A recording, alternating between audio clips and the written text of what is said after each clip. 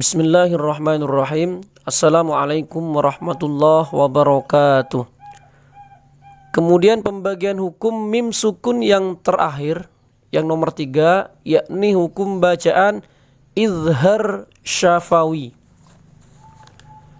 Izhar syafawi pengertiannya ialah apabila ada mim sukun yang bertemu dengan semua huruf hijaiyah selain huruf mim dan ba.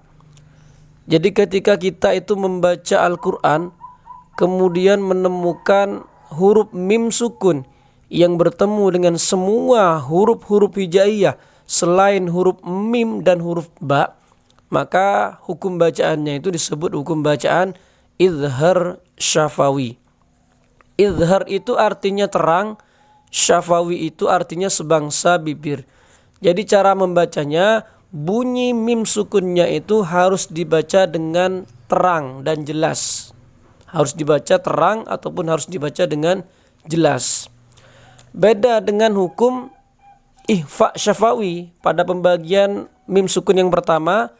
Kalau ihfa syafawi itu mim sukunnya harus dibaca samar, tetapi kalau izhar syafawi di sini mim sukunnya harus dibaca dengan jelas.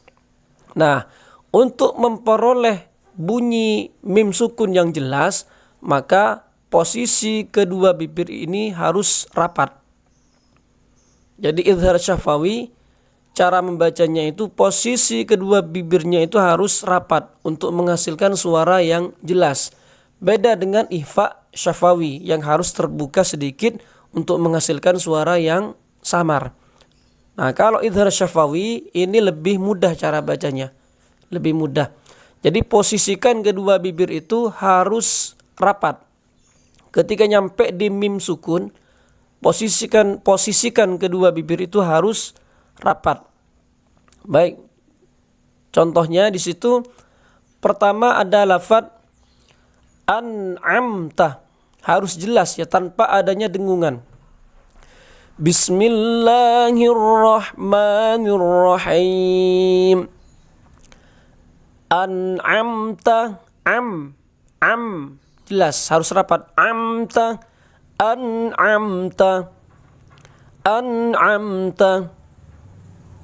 Siratal ladzina an'amta alaihim.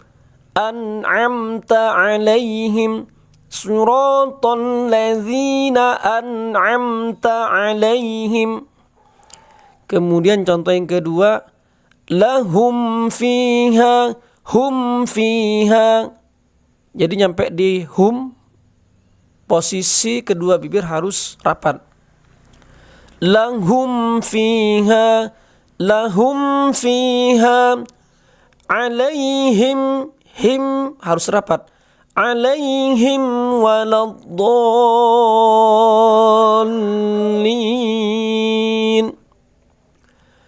An'amta lahum fiha. An'amta lahum fiha. Alaihim waladdallin.